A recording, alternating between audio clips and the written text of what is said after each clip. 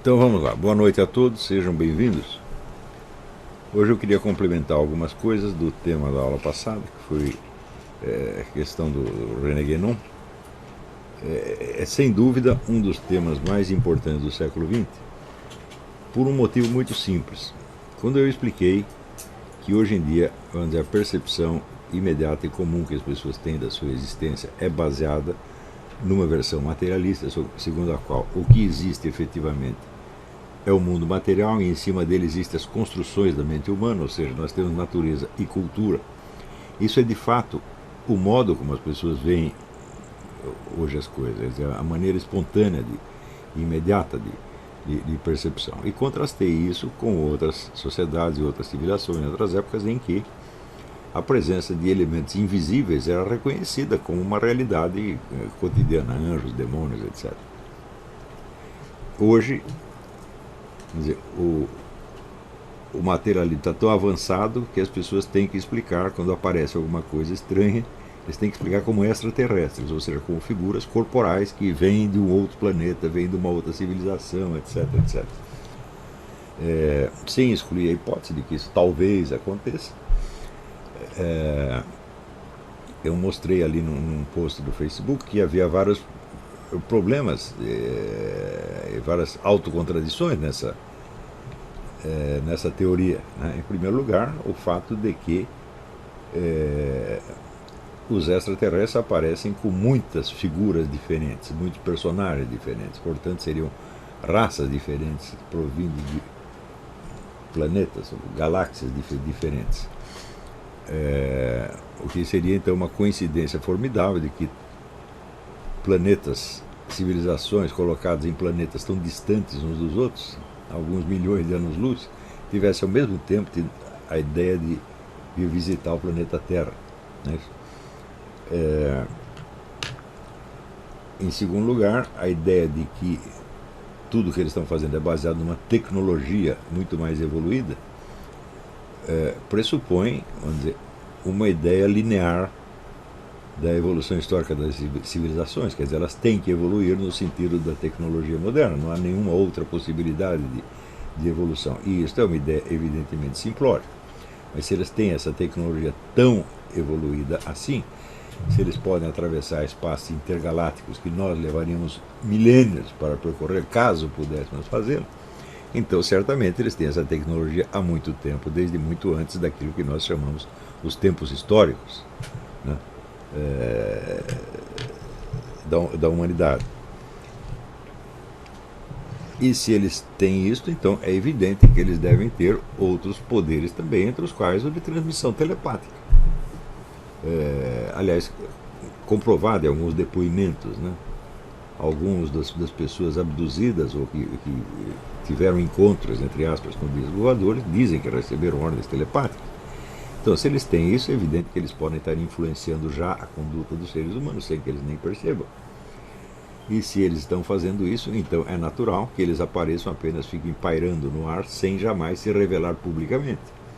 Não custaria nada um deles dar uma entrevista para a CNN, né, ou aparecer ao lado do Donald Trump, né, num discurso presidencial. Eles nunca fazem isso, então a presença deles continua sendo discreta e, ao mesmo tempo, onde exerce uma influência telepática sobre os seres humanos. Então, tudo isso aí me leva à conclusão de que eles são muito parecidos com os demônios citados na Bíblia. Não vejo outra maneira de encará-los. Quando diz, não, mas eles são mais evoluídos, eles vieram para o nosso benefício, eu digo, bom, então me mostre uma cura de alguma doença efetuada por algum extraterrestre. Nós só temos, ao contrário, depoimentos de doenças causadas por extraterrestre ou pela visão de extraterrestre, pela experiência de extraterrestre. Então, tudo isso mostra um estado de confusão e de dificuldade de lidar com o invisível, com aquilo que está acima do mundo sensível. Ao mesmo tempo, nós vemos que na evolução da ciência física, a noção de matéria já foi totalmente diluída. Se você chega em física quântica, é impossível definir como matéria uma coisa cuja própria definição é apenas um quantum de energia, um quantum de não sei o quê. Ele se define apenas por uma quantidade. Tá certo? E é evidente que uma quantidade em si não basta para formar matéria nenhuma. Então é um quantum de alguma coisa, né? O Wolfgang Schmidt diz que a física quântica inteira se refere àquilo que Santo Tomás de Aquino chamava de matéria secunda, quer dizer, já não é a matéria-prima que é totalmente desprovida de quaisquer propriedades em si mesmo, tá certo? Então existe um segundo tipo de matéria que já tem alguma propriedade, pelo menos quantitativa. Bom, pode ser, pode não ser. Mas o fato é que nenhum esforço sério se fez para contestar não o materialismo enquanto teoria, mas a percepção materialista do mundo. As pessoas que, por exemplo, imaginam que são cristãs, ou que são budistas, ou que são, continuam no seu dia a dia tendo exatamente a mesma, o mesmo tipo de vivência. Quer dizer, elas esperam que tudo que apareça na sua frente seja de ordem material, e o invisível está excluído. E o único autor que corrigiu isso profundamente foi o René Guénon. Então nós temos essa dívida para com ele. É absolutamente impossível você estudar as obras do René Guénon e não notar que a sua própria percepção das coisas está viciada. A sua expectativa materialista espontânea está tão arraigada em nós que ela neutraliza qualquer pretensão de religiosidade ou espiritualidade que você tem, exceto em casos muito raros de pessoas quase que predestinadas a isso. Então, a reintrodução de uma concepção na qual o invisível predomina sobre o visível, o latente predomina sobre o patente, que depois que você estudou você vê que é a coisa mais óbvia do mundo, né? Quer dizer, aquilo que se manifesta fisicamente está na fase última do seu desenvolvimento. Tudo que começa invisível ou secreto, latente, etc, etc. Isso é assim até na gestação humana. Né? Então, o predomínio do invisível sobre o visível, do latente sobre o patente, quer dizer, é um princípio civilizacional básico que foi totalmente perdido nos últimos séculos. Né? E o único pensador, ou autor, ou como queira chamar, que fez algo contra isso foi o René Guénon. Então, ele só com isso ele já representa um desafio temível a toda a civilização moderna. Daí o caráter paradoxal das reações a ele, como do Mircea Eliade, por exemplo. Não, você tem que ler todo o René Guénon, mas jamais o cite. Tá certo? Porque se você citar, você vai estar arrumando problemas. Tá certo? E o Mircea Eliade cumpriu isso. A obra inteira dele deve, sei lá, 90% ao René Guénon, e ele jamais cita. Né? Então, o René Guénon ficou como uma espécie, vamos dizer, de escândalo que tem que ser abafado de qualquer maneira. Então, eu comecei a medir a força, o vigor das culturas nacionais pela sua capacidade de reagir de algum modo ao René Guénon. Aquelas que estão, vamos dizer, mais vivas e atuantes, elas percebem o desafio e de algum modo vai ter que responder a isso. Quer dizer, ou você concorda com o René Guénon, ou você examina criticamente, você contesta alguma coisa, você tem que fazer. Mas, em geral, a atitude foi a do C.S. Lewis, que disse, esse é um charlatão, não quero mais saber, não falou mais. Quer dizer, isso aí é típica reação do sujeito que está fraco, não sabe o que responder, então ele se desvencilha do problema, né, em vez de enfrentá-lo. Na cultura francesa você já vê um pouco mais de reação, pelo menos surgindo discípulos do René Guénon, em grande quantidade, e pessoas altamente capacitadas apareceram, sobretudo ali na França, apareceu na Inglaterra também, na Bélgica, na Suíça. E o principal efeito da obra negra não foi o surgimento da tarica do Fritjof Schuon na Suíça, né?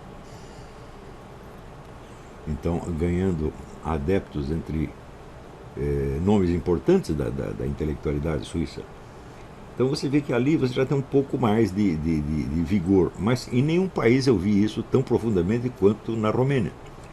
Todos os intelectuais romenos que eu conheci, e a respeito dos quais eu li, leram René Guénon, estudaram e meditaram, tentaram se virar com aquilo de algum modo. Foram todos influenciados, positiva ou negativamente, pelo René Guénon. Então eu vi, bom, esse país que está relativamente marginal na cultura europeia, ele tem mais vigor sobre esse aspecto do que os outros, certo? Então, tudo isso nós temos que reconhecer. A segunda coisa que nós temos que reconhecer, e que eu enfatizei num artigo que saiu, não sei se na revista Verbo ou qualquer, chama-se Arte Sacra e Estupidez Profana. Não, saiu na falecida revista Dicta, a Mar Dicta.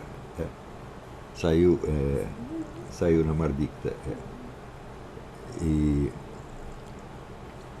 foi o René Guénon o sujeito que restabeleceu o sentido do simbolismo sacro. As pessoas tinham perdido completamente. Né? Então só entendiam o simbolismo como alegoria ou como figura de linguagem, sem notar que dentro desse simbolismo existe toda uma ciência, existe toda uma visão estruturada do universo por trás do simbolismo, tal como aparece, por exemplo, no livro do Louis Charbonneau-Lasselle, Bestiário do Cristo, o Bestiário do Cristo, que é, bestiário é uma coleção de animais, então ele pegou todas as igrejas da França, os animais que apareciam ou pintados ou esculturas que representando o Cristo, né? E mostrando como aquilo efetivamente expressava qualidades reais do Cristo. Então ele tinha toda uma linguagem que despertava a visão de certos aspectos da realidade do Cristo que, de outra maneira, se tornariam inacessíveis. Você pode desligar isso aí, por favor?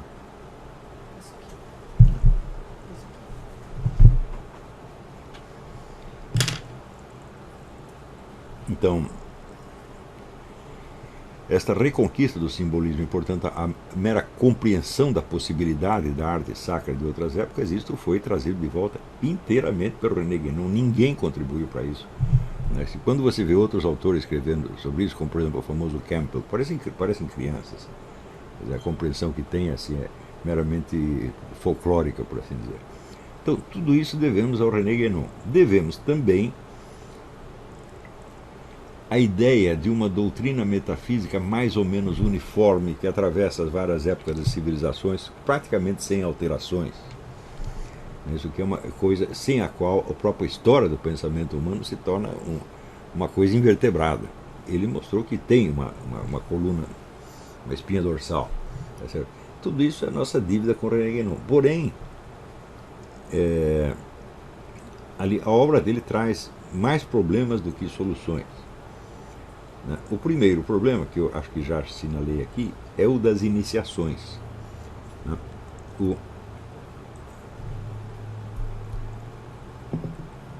Onde, na verdade, se você acredita no René Guénon, tudo que você está lendo ali, você vai ver que o cristianismo esotérico, que representaria, vamos dizer, o núcleo do cristianismo, em face do qual a religião popularmente conhecida como cristianismo, é apenas a parte exotérica, tá certo? Ou externa, teria se conservado secreta durante 1700 anos e sobrevivido praticamente só na maçonaria. O que é absolutamente impossível, de vez que o próprio Cristo declara que ele nada ensinou em segredo. Então, ou Cristo estava mentindo e Guénon está dizendo a verdade, ou ao contrário, Cristo disse a verdade, René Guénon ou está mentindo ou está enganado. Mas há problemas mais profundos ainda que estão na parte superior da sua obra, na parte puramente metafísica. Alguns desses problemas eu já expliquei aqui, mas hoje eu vou explicar alguns piores. O René Guénon descreve o processo iniciático como o da transfiguração de um ser humano no absoluto ou Brahman. Brahman seria o infinito ou o que ele chama também a possibilidade universal. Possibilidade universal, absoluto e infinito são três nomes da mesma coisa vistas sob aspectos diferentes. Acontece que isso aí, em primeiro lugar, contrasta com a visão judaica e cristã da criação.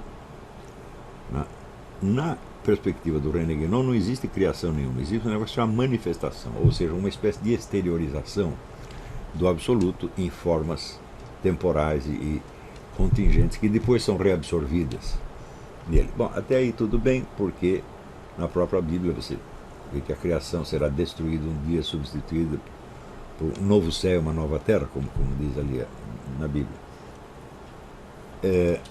Acontece que eu uso muito a noção de possibilidade universal e o pessoal muitas vezes acredita que eu estou usando no sentido guénoniano, mas eu vou mostrar a diferença. Segundo René Guénon, a possibilidade universal ou infinita é aquilo que não tem limitações nem determinações de espécie alguma. Então, evidentemente, é a total e infinita indeterminação. Ora, a total e infinita indeterminação corresponderia à total impossibilidade de agir. Porque como é que o absolutamente indeterminado pode se determinar em qualquer sentido? Por exemplo, se há um ato de manifestação, como é que o indeterminado vai decidir se manifestar? Ele não pode se manifestar sem criar uma determinação. O que é determinação? É uma linha divisória entre, vamos dizer, o ser e o nada. Segundo o René Guénon, a possibilidade universal, o infinito, está superior ao ser. É um supra-ser ou não ser, como ele prefere chamá-lo. Eu digo, como é que a absoluta indeterminação pode se determinar a si mesma? Isso já é, obviamente, uma impossibilidade total, porque uma vez que ela tenha adotado uma determinação, acabou a indeterminação e acabou, portanto, a possibilidade universal.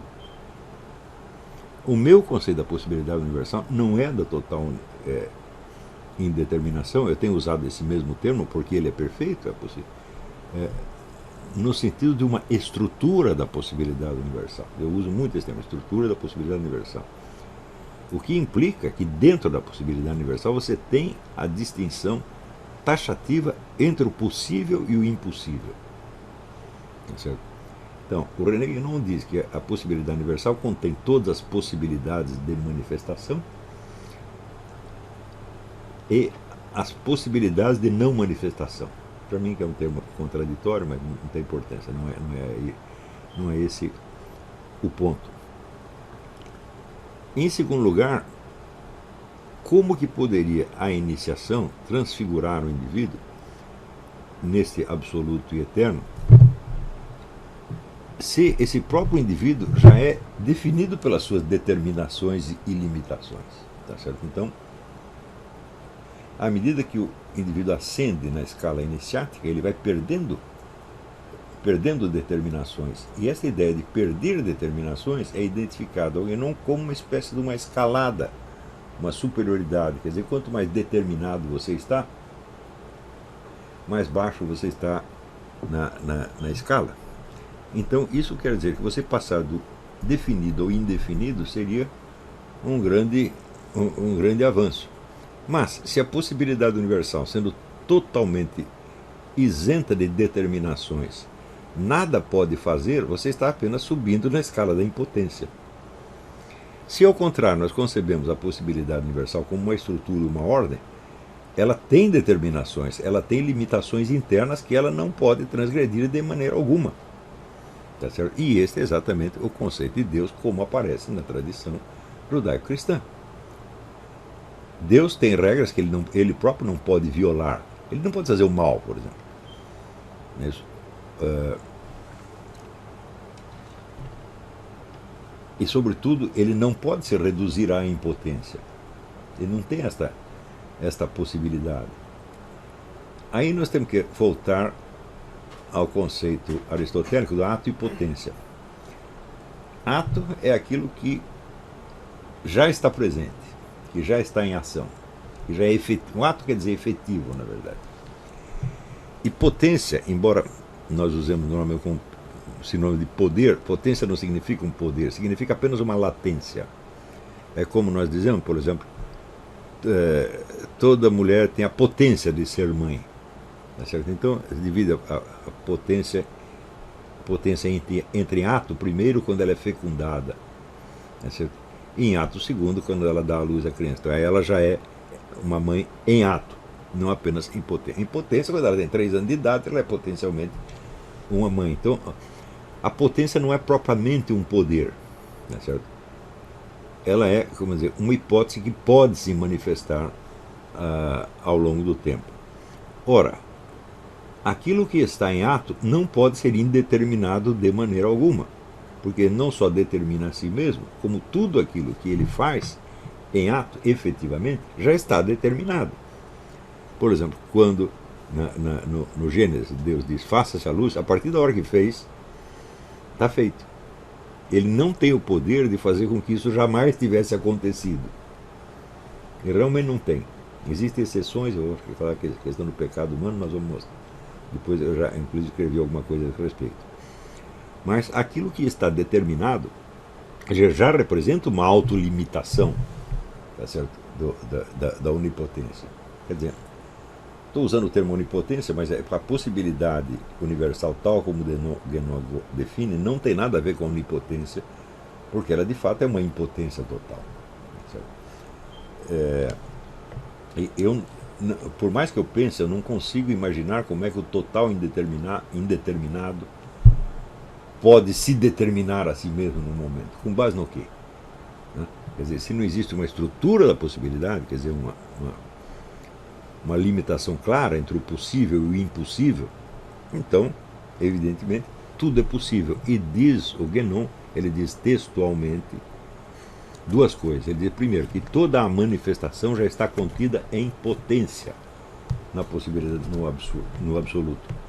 Então quer dizer que a manifestação, o universo inteiro criado, ou quantos universos vêm a existir, estão para o absoluto ou possibilidade universal, como o desenvolvimento de um argumento está contido em potência na sua premissa. Então é uma mera decorrência lógica da existência. Então não há propriamente a criação, há apenas o desdobramento lógico de algo que já estava em potência, contido no absoluto. Mas se tudo está contido no absoluto, então nós temos que perguntar por que esta manifestação e não aquela. E segundo, se todas as possibilidades, segundo Guénon, todos os possíveis serão realizados de algum modo, tá certo? Então serão realizados possíveis opostos ou contraditórios. Tá certo? Então, aí nós vemos que não apenas a possibilidade universal é totalmente indeterminada, mas o mundo da manifestação também é totalmente indeterminado, porque tudo, rigorosamente, pode acontecer ou desacontecer. Então, esse conceito, vamos dizer, é muito diferente do conceito cristão e judaico da onipotência, que implica por si mesmo uma série de determinações e estabelece, vamos dizer, um limite entre a possibilidade e a impossibilidade, e também aquilo que Leibniz mais tarde chamará dos compossíveis. Quer dizer, existem possibilidades, às vezes contraditórias, que são ambas possíveis, mas não são possíveis ao mesmo tempo, ou na mesma escala, ou sob o mesmo aspecto. Então, podem se manifestar em momentos distintos, tá certo? E de maneira distinta, mas não ao mesmo tempo. Como, por exemplo, o sujeito não pode nascer e não nascer ao mesmo tempo. Nós sabemos que é possível, o sujeito nasceu, não nascer, as duas coisas são possíveis. Vamos dizer, estão durante a própria gestação, a gestação pode ir para frente ou pode pifar, pode haver um aborto espontâneo, pode haver um aborto forçado, tudo isso pode acontecer, mas as duas coisas ao mesmo tempo não é possível. Né? Então, isso quer dizer que a possibilidade universal, tal como eu emprego o termo, ela é uma estrutura, ela é uma ordem, e portanto ela não pode de maneira alguma ser indeterminação total. Não é isso? Ao contrário do que diz o René Guénon, a tradição católica absorve a noção aristotélica de Deus como ato puro e diz: em Deus não há nada que esteja em potência, tudo que ele pode ser, ele já é. Então, você vê que essa noção de Deus na verdade é o oposto da possibilidade universal, tal como a define o René Guénon.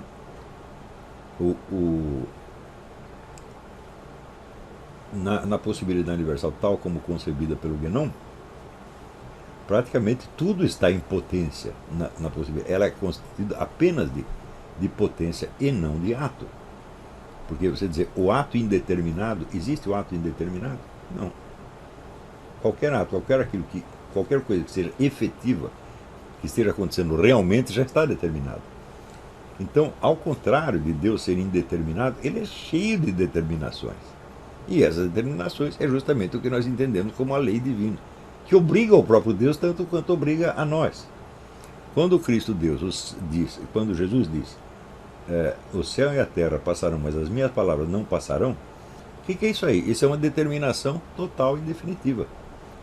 A própria noção, vamos dizer, da vida eterna, que na verdade não é vida eterna, é o que nós dizemos, a expressão espanhola é mais exata, diz a vida perdurável, a vida que perdura. Né? Deus pode lhe dar a vida eterna, a vida perdurável, tá certo? Mas ele pode lhe dar a vida eterna no sentido em que ele é eterno?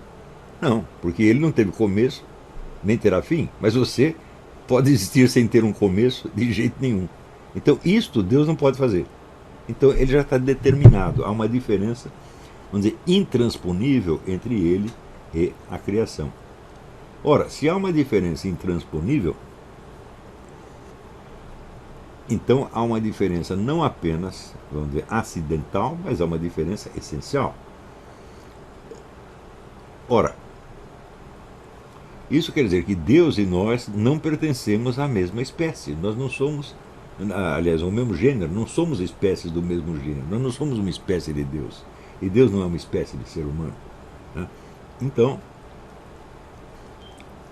para que na iniciação você se absorvesse totalmente no infinito ou possibilidade universal, seria necessário que vocês pertencessem à mesma espécie, que vocês fossem pertencessem ao mesmo gênero, que houvesse uma homogeneidade. Mas, na verdade, nós como criaturas que não podemos em hipótese alguma ser eternas, apenas perduráveis, nós simplesmente não podemos nos converter numa coisa eterna. Dá para entender? Você pode ganhar uma vida perdurável, uma vida que não vai terminar. Mas você não pode ganhar uma vida retroativa onde você existisse antes de existir. E Deus, se existiu desde sempre, ele ter esta capacidade, ele ter esta força de ser eterno, é uma coisa que nós não podemos compartilhar jamais. Não há iniciação que possa nos dar isto. Portanto, vamos dizer, na escalada iniciática espiritual, você jamais pode ser reabsorvido em Deus no sentido de se transfigurar nele. Você pode ter algumas das propriedades dele que sejam compatíveis com o estado humano, seja no estado humano terrestre, seja no estado humano celeste. O estado humano celeste, ele também tem essa característica de que ele teve um começo. Você chegou lá numa certa data, tá certo? E isso não é retroativo. Ainda que você suponha que na vida eterna você tem a capacidade de percorrer mentalmente outras épocas, eu acredito que tem. Quer dizer, você pode visualizar, né, coisas que se passaram no planeta Terra antes de você nascer. Mas isso será apenas, vamos dizer, uma transfiguração intelectual cognitiva, não substantiva.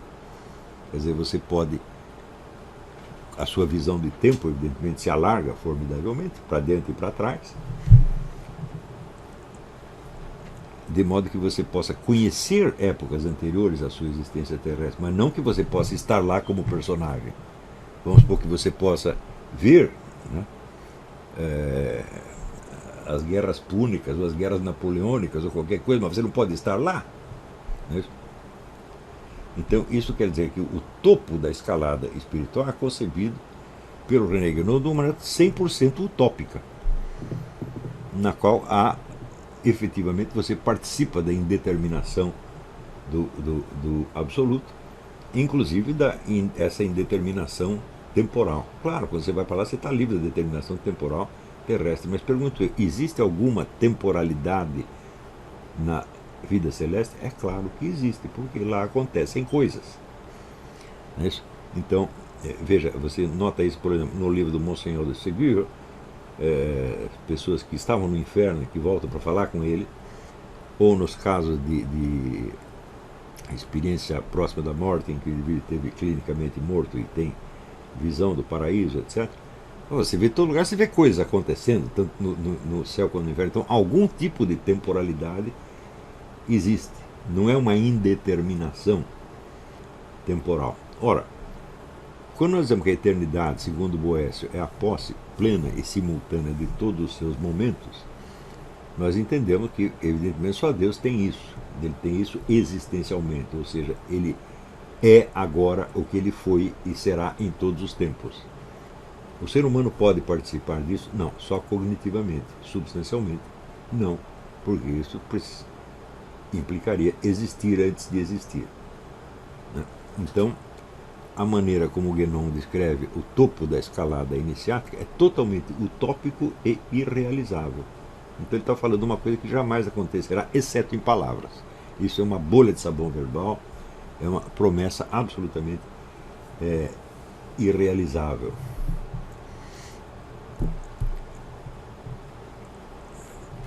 Então, nós vemos que a obra de René Guénon, ela tem, vamos dizer, uma parte mais material e histórica ligada às iniciações, e ela tem no topo a sua teoria metafísica. E no meio ela tem, por exemplo, o exame crítico da civilização moderna, nos livros A Crise do Mundo Moderno e O Reino da Quantidade. Você tem os livros sobre o simbolismo, como símbolos da ciência sagrada, que é uma coletânea de artigos, né, o simbolismo da cruz e outros.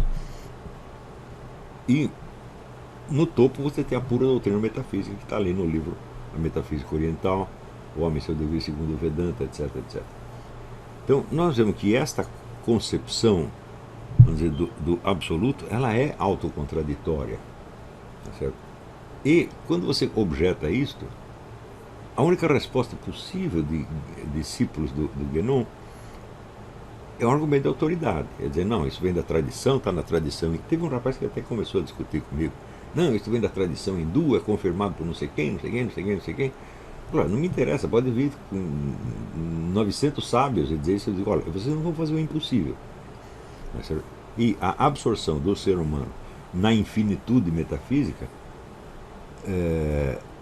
ela é por si impossível.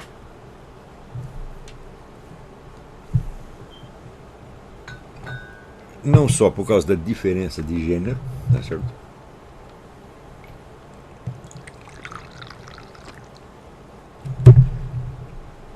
Mas porque esta absorção ela pode se dar no nível cognitivo. E aí entra um outro problema. Aristóteles disse: a alma é, de certa maneira, tudo o que ela conhece. Ou seja, o conhecimento, a partir de um certo ponto, ele é uma identidade entre o cognoscente e o cognoscido. Só que o René Guénon interpreta esta frase no sentido substancial. Ele tira dela a expressão sob certo aspecto, ou de certa maneira, e parte para assim: a alma é tudo aquilo que ela conhece. Isso. Então, bom,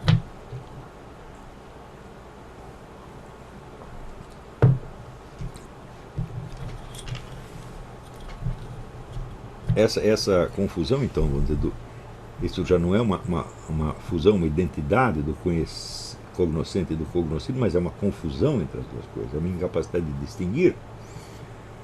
O que não me espanta que o indivíduo que está em busca da total indeterminação faça esta confusão. Então é claro que não se trata, vamos dizer, de criticar a doutrina do René Guénon, contrastando-a com a doutrina da Igreja. Não é isso que se faz, mesmo porque ele não se propõe ser um expositor das doutrinas da Igreja. E ele também não se propõe fundar uma religião. Ele não está disputando o terreno com a Igreja Católica nesse sentido. Ele está falando de pura doutrina metafísica. Tá certo? Então, existiram várias reações católicas à obra do René Guénon, mas todas elas dizem: a doutrina católica diz isto, o Guénon diz aquilo, então nós ficamos com a doutrina católica. Não é isso que eu estou fazendo. Eu estou examinando a doutrina em si mesma, independentemente de tomar como ponto de referência a doutrina católica. Se as minhas conclusões elas se identificam com a dos críticos católicos, eu digo, é só por uma lógica interna da situação. Eu não estou tomando como a doutrina católica como premissa. Eu nunca faço isso. Tá certo? Eu examino as coisas tal como elas se apresentam, tá certo? E eu espero que as minhas conclusões acabem convergindo com as da doutrina católica, de algum modo ainda, que não sempre de maneira evidente, mas eu acho que para um filósofo essa é a única atitude possível.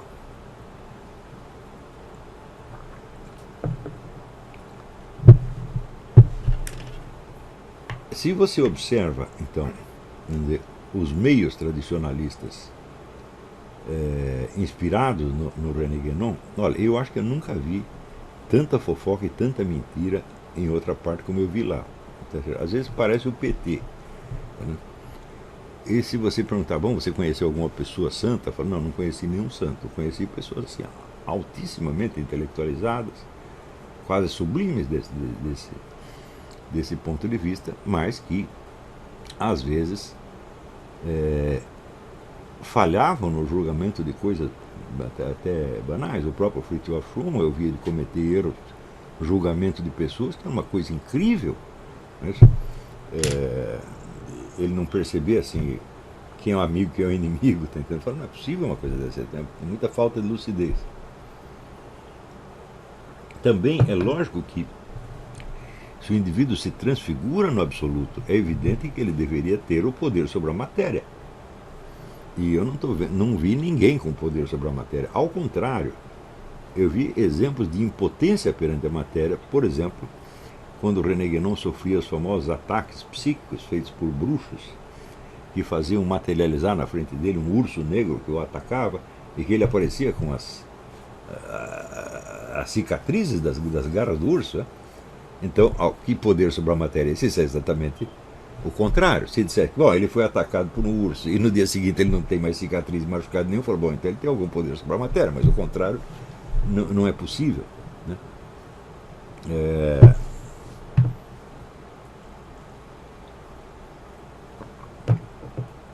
Então, em conclusão, a obra René Guénon é de uma utilidade formidável, desde que você não caia no deslumbramento e acredite que aquilo, e dê àquilo, vamos dizer, o valor e a envergadura de uma nova revelação, tá certo? Do tamanho da revelação cristã. Isso aí não é possível, mas o fato é que muitos discípulos do René Guénon fazem isso. Né? Teve um deles que diz que o René Guénon era assim, era a bússola infalível. Eu digo, como infalível? Você não pode notar várias falhas nele. Né? Agora, bom, o René Guénon de fato não transcendeu o estado humano e não é o portador de uma revelação. Mas tirando isso, eu digo, bom, é um dos grandes pensadores do Ocidente, um dos maiores, talvez o maior do século XX, sob muitos aspectos. E devemos sempre tratá-lo com respeito e absorver, né, as lições dele. Bom, eu vou parar por aqui hoje e conceder um tempinho a mais para perguntas e respostas, porque na última aula não houve perguntas e respostas, tá? Voltamos daqui a pouco.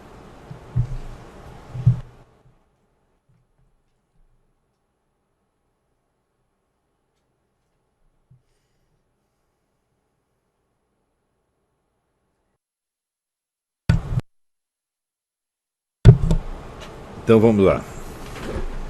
Aqui, Nelson Filho pergunta: o senhor conhece obras que explicam o simbolismo do rito extraordinário do latim na missa católica? Acaba de sair um livro importantíssimo pela Vida Editorial, que se chama Tesouro da Tradição, a missa tridentina. A autora chama-se Lisa Bergman, Bergman, traduzido pelo meu amigo Nestor Forster Jr.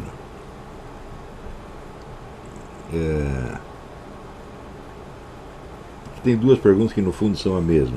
Aqui André Lira pergunta: uma obra de Guénon não poderia, digamos, converter um neófito em filosofia? Não seria perigoso lê-lo sem equipamento filosófico ou teológico como proteção? E o outro pergunta: qual seria o momento adequado para começar a ler René Guénon? Eu acho o seguinte, que sem uma cultura humanística e religiosa suficiente, não vale a pena entrar ali. Quer dizer, o poder, a lógica interna do René Guénon é uma coisa muito, muito poderosa. E você começa, em geral, o pessoal começa lendo os livros sobre a civilização moderna, o Crise do Mundo Moderno e o Reino da Quantidade. Esses livros são, vamos dizer, de um poder persuasivo tremendo, e quase tudo neles está certo.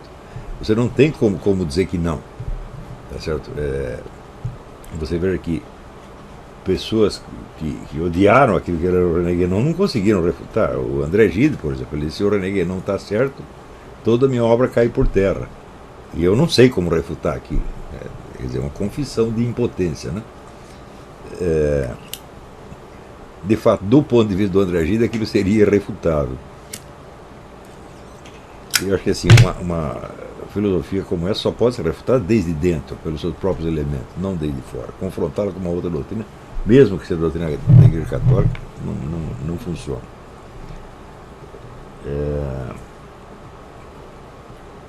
Aliás, eu acho que você estudar qualquer coisa antes de você ter uma cultura humanística suficiente é perigoso. Por exemplo, o sujeito pega. Eu até estava vendo uma entrevista de um sujeito que estudou ufologia. Ele estudou ufologia há 30 anos, sabe tudo a respeito. Só que ele não, vamos dizer, as referências culturais dele são pobres. Então, para tirar ele da confusão aí, vai ser quase impossível. Né? Eu tenho uma pergunta. A doutrina da Igreja Católica e a metafísica e todo o ensinamento do René Guénon não são espécies do mesmo gênero, né? Não são. Como você diz. Então não tem como refutá-los já uma coisa que não é o que não está no mesmo plano que o René Guénon, que ele é... Você pode comparar, mas a comparação deve vir no fim. Primeiro você tem que examinar, vamos dizer, a doutrina dele em si mesma, como ela é. Tá certo? E não estudá-la para buscar refutá-la. Isso não se faz. Quer dizer, enquanto você está absorvendo a coisa, você tem que absorver com uma certa inocência, com uma certa até credulidade. Depois que você passa ao exame crítico. Né? Quer dizer, só quando você tem ideia da estrutura inteira, essa estrutura inteira eu já havia captado, vamos dizer, nos anos... quando o Michel Weber deu o curso dele sobre a metafísica oriental na antiga escola Júpiter, e nós publicamos a metafísica, o livro, os comentários da metafísica oriental René Guénon do Michel Weber, eu naquela época já conhecia a estrutura inteira da obra do René Guénon. Até ali eu não tinha feito nenhum esforço de análise crítica, eu estava apenas absorvendo. Absorvendo quer dizer, não é que você vai acreditar, você simplesmente aceita a coisa como está e espera que, vamos dizer, a realidade, o decurso do prazo te mostre, não faça a confrontação daquilo com a realidade da experiência ou a confrontação das várias partes da doutrina umas com as outras. Eu não vejo que a pressa em refutar leve a alguma coisa. Eu sigo o negócio do Leibniz. Leibniz diz, eu acredito em tudo quanto eu leio. Na hora que você está lendo, você acredita. Por que não? Qual é o problema? E quando ele fala, tem aquela expressão, decifra-me ou devoro-te. Né? Isso no começo da vida ele adotou a expressão da esfinge, adotou o pseudônimo de esfinge. Mas eu acho que você só vai compreender por que ele adotou esse pseudônimo no fim, depois de você ter absorvido toda a obra, você repara que realmente é uma esfinge. Se você não conseguir decifrar o que ele está falando, você cai dentro do universo dele e você não tem como escapar. Quer dizer, não se trata de refutar, trata-se de decifrar o que ele está dizendo mesmo. Né? Você vê, por exemplo, a afirmação de que a manifestação está toda contida em potência, no absoluto, está contida num dos primeiros escritos dele, que se chama o Demiurgo, foi publicado quando ele tinha 20 e poucos anos. E muito mais tarde é que ele expõe a doutrina metafísica, já quase nos anos 40, 50. Né? Isso aí foi quase, acho que esse escrito, o Demiurgo é de 1910, ou coisa assim, 10, 11. E a metafísica oriental já é de 1932, eu creio, e livros como O Homem e Seu Dever Segundo o Vedanta já são anos 40. É ali que você vai fechar, vamos dizer, a conclusão, entender por que ele adotou o pseudônimo de esfinge. Nós podemos dizer que a obra do René Guénon praticamente não tem uma evolução.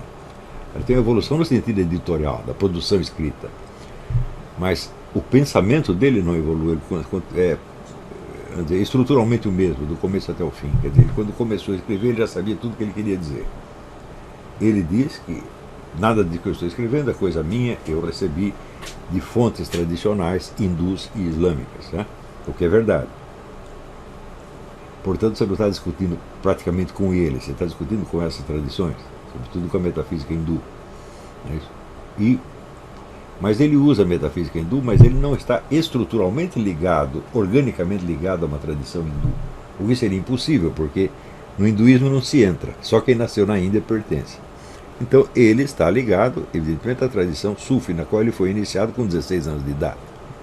Então ele é praticamente, tudo que ele faz é uma expressão de ensinamentos recebidos de um mestre sufi que foi o Sheikh Ali el-Kebir. Depois ele se casou com a filha de um sheikh, não lembro se foi exatamente esse Ali el-Kebir ou se foi outro. Mas ele recebe essa iniciação muito jovem e quando ele começa a escrever ele já sabe tudo o que ele quer dizer. Tá? A doutrina está pronta, por assim dizer. Ela só, a exposição se adapta, vamos dizer, às conveniências do momento, mas é essencialmente a mesma. Então, mas só quando você leu a obra inteira e captou a estrutura interna do conjunto, aí é que você entende o que ele quis dizer com esfinge. Quer dizer que, de fato, tem uma agenda secreta. E como eu demonstrei no ensaio As Garras da Esfinge, essa agenda secreta é a islamização do Ocidente, não é outra coisa.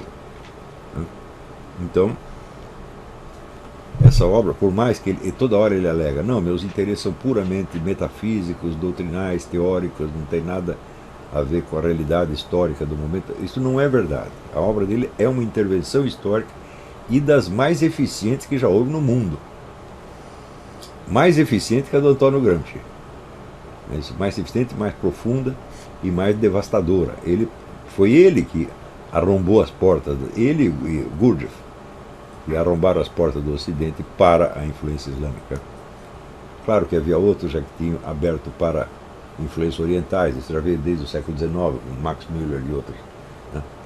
E começaram, o Carl Jung contribuiu muito para isso, quer dizer, descobriram aspas, sabedoria oriental e ficaram deslumbrados com ela. Claro que tem elementos riquíssimos ali, tem tesouros espirituais, sem sombra de dúvida, isso aí não tem como negar.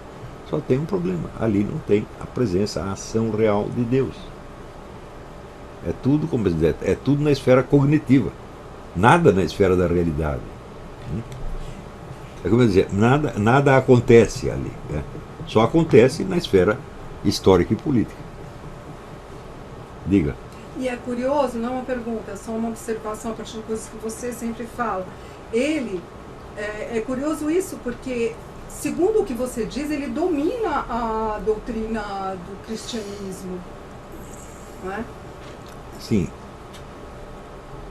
A doutrina, mas pergunto eu, que experiência real ele teve tudo isso? Nada. Ele frequentou a igreja durante algum tempo, casou com uma mulher católica, casou na igreja, mas, depois a mulher morreu. Isso foi todo. E escreveu durante algum tempo uma revista católica, adotando toda a terminologia católica, assim como em outros escritos ele adota a terminologia islâmica ou hindu. Quer dizer, ele de fato ele tocava essas várias tradições como um pianinho. Quer dizer, era uma cultura monstruosa, sem dúvida. Então, não é um autor que você possa fazer pouco, como o C.S. Lewis. Eu nunca fui um grande apreciador do C.S. Lewis. Acho o C.S. Lewis um gênio do romance. Com aquele livro Till We Have Faces, eu acho aquilo uma obra-prima. Mas, como filósofo, pensador, sempre achei o C.S. Lewis muito fraco. E ele empinar o narizinho perante o René Guénon, esse aqui é a formiguinha fazendo um pouco do elefante. Me desculpe. Os fãs do C.S. Lewis, que são muitos, me desculpe. Mas a mim nunca me convenceu muito, né? Se é para buscar um apologista do catolicismo, eu prefiro 1000 vezes o Dietrich von Hildebrand, esse assim é um gênio, ou o próprio Chesterton. O C.S. Lewis está em 3º, 4º, 5º lugar, assim, né? E na confrontação com o Guénon, ele foi, no meu entender, foi muito leviano. Quer dizer, o Guénon não é um charlatão de maneira alguma. Ele é um agente de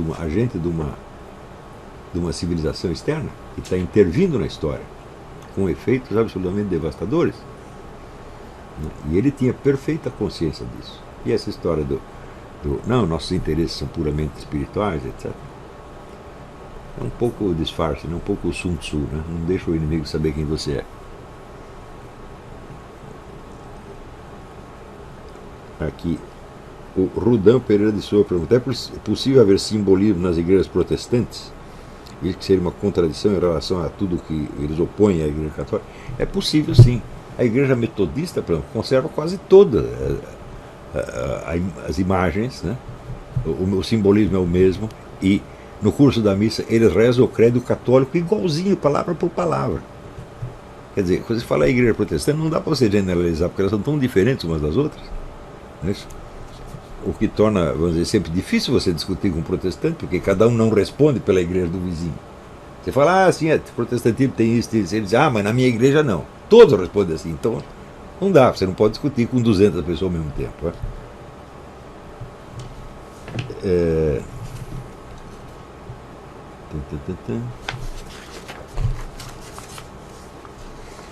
Aqui, Newton Dive. Então, gostaria que o senhor me indicasse um bom livro de história da teologia católica. O melhor de todos é o do Martin Graban. Grabmann. É muito difícil de encontrar. Eu sugiro que você procure no bookfinder.com. Tá certo? Eu levei meses para achar um exemplar disso aí. Se você lê alemão, e lê alemão muito bem, o que não é o meu caso, você terá mais facilidade de encontrar no original alemão. Eu comprei uma tradução italiana, consegui uma.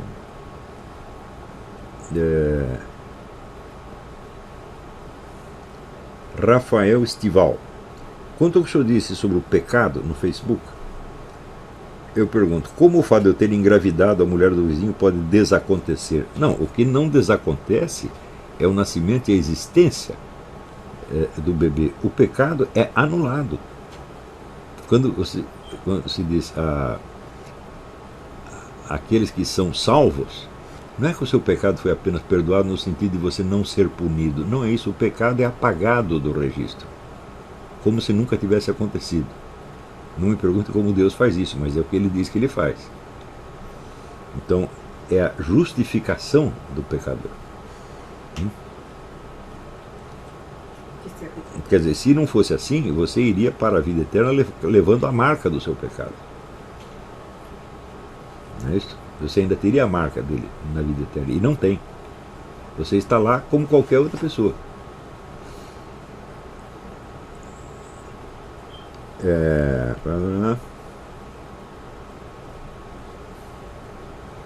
Danilo Fernandes.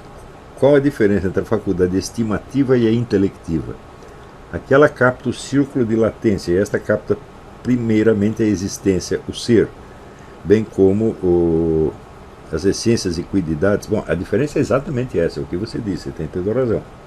Daí perguntei, como é possível um bicho ter uma percepção estimativa se ele não sabe o que é aquilo que existe e que espécie de coisa essa percepção se refere? Bom, aí quem dá a resposta a isso é o Xavier Zubiri. Ele diz que o que os animais captam são apenas estímulos e eles podem facilmente julgar esses estímulos no que se refere a eles próprios. Por exemplo, né, um urso distingue o que ele pode comer do que ele não pode comer. Tá certo? Ele distingue o que é um bicho que ele pode atacar sem risco do que é um bicho perigoso. Ou seja, a percepção que o urso tem, vamos dizer, do veado e de um ser humano é apenas relativa àquilo que interessa a ele. Quer dizer, é uma visão, é uma estimativa subjetivista baseada nas suas necessidades, nos seus instintos, tá certo? Não na objetividade da constituição de cada um dos seres. Ou seja, ele percebe a diferença entre os seres, mas não é diferença ontológica. É uma diferença de estímulo. O estímulo que eles passam a eles é diferente. Tá certo? Então, aí é que diz o Zubiri, essa noção de realidade, ela é o correlato do modo de percepção humana. Só o ser humano tem percepção de realidade. Os animais, dizem, eles têm apenas de estimulidade. E eu acho que essa é a explicação correta.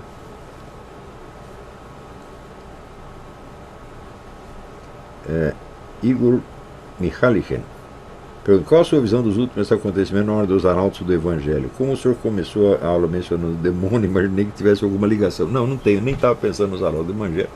Mas de fato, aquele vídeo que passaram aí, né, do sujeito aterrorizando, né, uma mocinha para que ela fizesse o voto de castidade, que ela acho que nem estava entendendo direito que raio de coisa era, é muito impressionante. Quer dizer, a coisa é de uma estupidez, de uma violência psicológica, que é coisa de psicopata, obviamente. Eu não sei mais nada sobre essa organização, apenas sei que eles se organizaram dando uma rasteira na TFP, tomando os bens todos, com auxílio de um bispo aí, tá certo? E desde então se fizeram, né, ocuparam o espaço. Mas depois deste negócio aqui, eu perdi toda a confiança que eu pudesse ter nessa organização. A origem dela já era meio suspeita, mas a gente não quer julgar. Eu falo, mas diante de uma coisa dessa, eu falo, não é possível. Pelo menos este sujeito, pelo menos este instrutor, este é um psicopata, obviamente. Eu não sei os outros.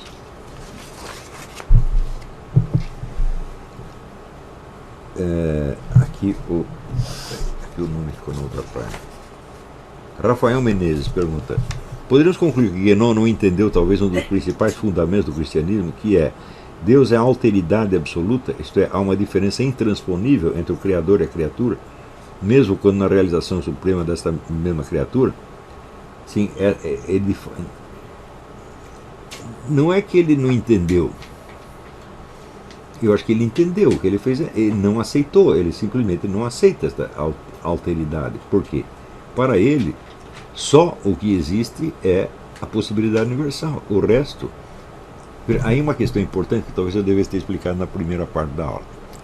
Na doutrina judaico-cristã, Deus é o ser necessário, ele existe necessariamente, ele é o fundamento de tudo que existe. E a criação, o mundo criado é contingente, quer dizer, Deus o criou, mas poderia não ter criado, ou poderia ter criado de uma outra maneira. Isto, na doutrina do René Guénon, não faz sentido. Por quê? Porque ele diz que toda a manifestação já está contida em potência. Tá certo? Então, ela faz parte dos possíveis. E, diz ele, todos os possíveis se realizam ou realizarão necessariamente. Então, não há a diferença entre o necessário e o contingente. É como se ele dissesse, tudo é necessário. Quer dizer, se tudo o que é possível tem de acontecer necessariamente, então você não pode dizer que a criação, o mundo manifestado é contingente. Ele é tão necessário quanto o próprio absoluto. Agora, se ele é tão necessário quanto o próprio absoluto, então eles são da mesma natureza. Então como é que é possível dizer em seguida que toda manifestação é uma ilusão e só o absoluto existe? É uma contradição tão óbvia que... Isso é hinduísmo, né? É a doutrina hindu, mas isso é uma falha dela, evidentemente. Não é isso? Então, se a manifestação é absolutamente necessária, ela não tem como não ser, tá certo? Então, ela é da mesma natureza do absoluto. Ela é apenas a exteriorização, né, do absoluto, mas não há uma ruptura total, não há uma diferença de gênero, por assim dizer. Né? Mas se não há, como é possível que tudo isso, toda a manifestação, será considerada apenas uma ilusão? Se é da mesma natureza do absoluto, e se é tão necessário, como é que uma coisa que é necessária pode ser ilusória ao mesmo tempo? Essa é a pergunta que deveriam ter feito já naquele tempo René Guénon. Se você diz que é necessário, como é que é ilusório? Né? Então, é uma ilusão necessária? Que raio de coisa está falando? Agora, tem um autor, Lucien Meros, que ele pegou muito bem e falou: o René Guénon não sabia o que fazer com esta doutrina da contingência. Então ele trocou a palavra contingente pela palavra ilusório. Mas ele está querendo dizer no fundo a mesma coisa. Né?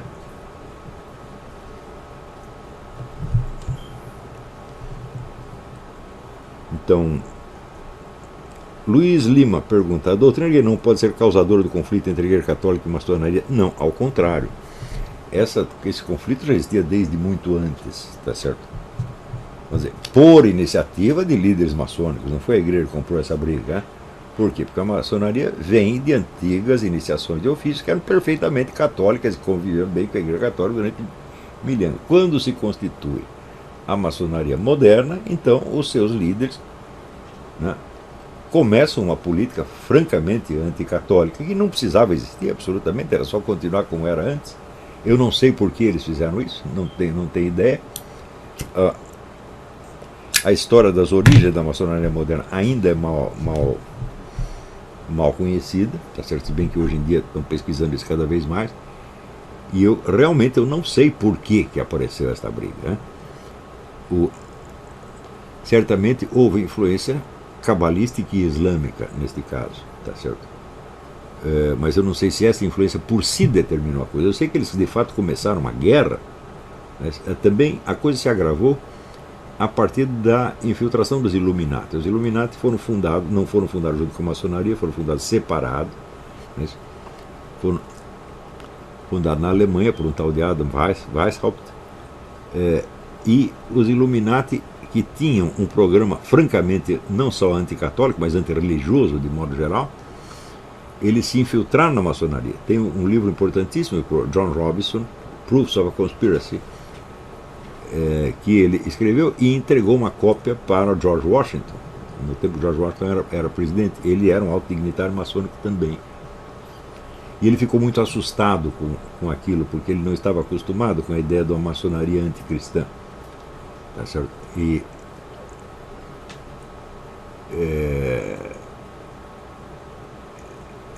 Mas o ingresso desses Illuminati na maçonaria deixou ali marcas profundas, que até hoje não apagaram. Então, esse conflito já vinha desde antes. Agora, ao contrário de criar um conflito, existem muitos guénonianos, como Jean Tourniac, por exemplo, que lutam para uma conciliação entre maçonaria e cristianismo. Essa conciliação não é impossível, mas, veja, a maçonaria é pequenos mistérios, portanto, mistérios do cosmos, não são mistérios propriamente espirituais.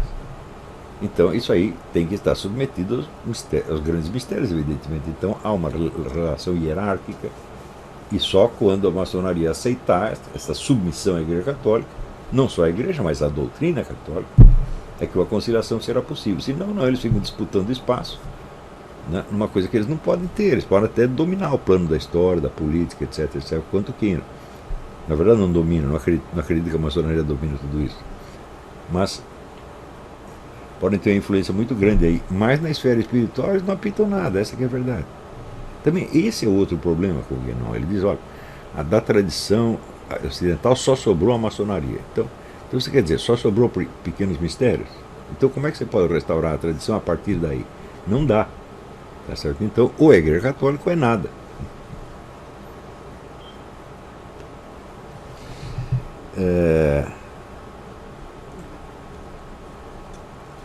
Wellington Camargo dos Santos. O senhor poderia dar o título e o nome completo do autor do livro que fala das pessoas que teriam visto o céu e o inferno, o inferno e o paraíso?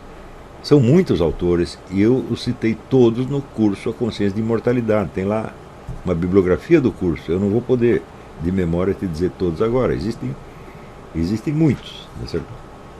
Né? O mais popular é daquele menininho, Holton Burple. Como é que chama o livro dele?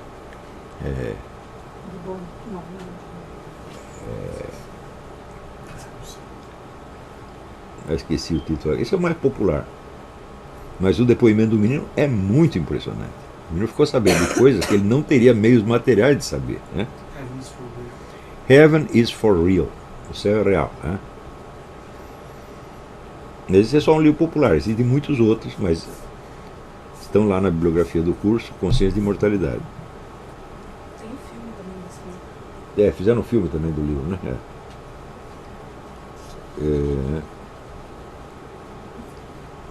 Aqui, Caio Soares. Na aula passada não ficou muito claro para mim em que sentido do termo, qual é o sentido do termo forma.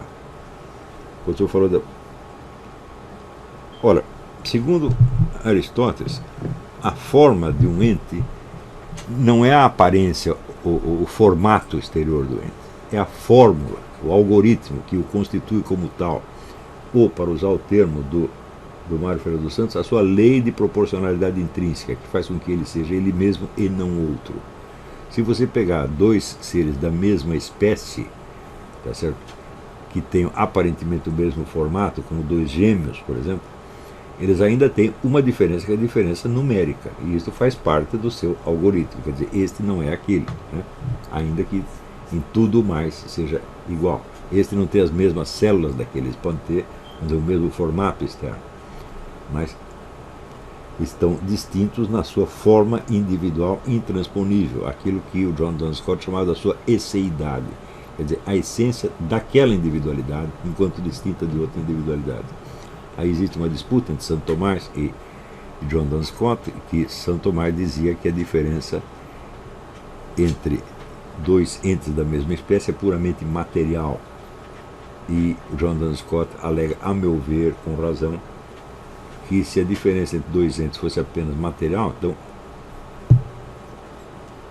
não haveria uma diferença de alma para alma, e a noção da salvação eterna seria incompreensível. Mas bom, quando o caso de Santo Tomás não insistiu muito nisso, eu acho que as duas coisas são compatíveis uma com a outra, que não estão abordando o assunto no mesmo plano.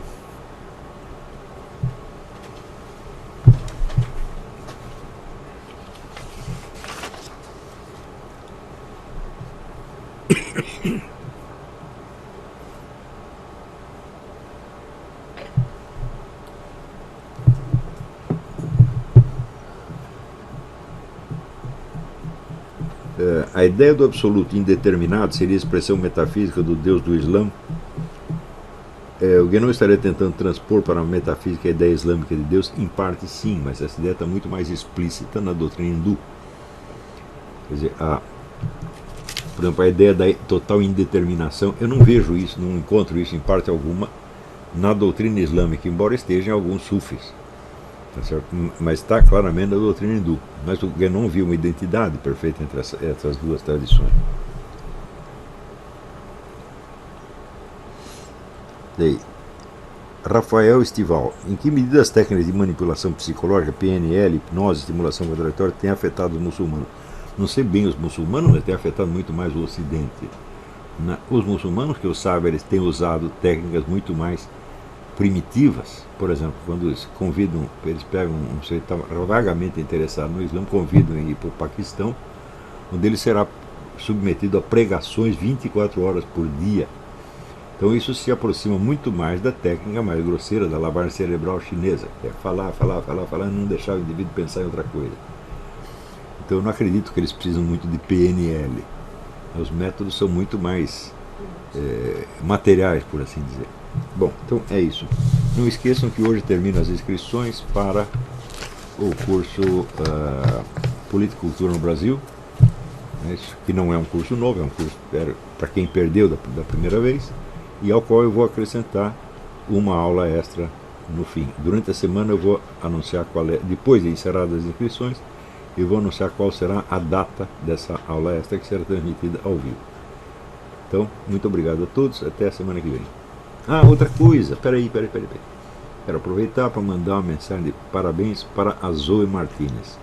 Zoe, ter você no Brasil é uma grande alegria para todos nós, porque você está ajudando a salvar o nosso país de ter o destino que teve o seu país de origem, que é Cuba.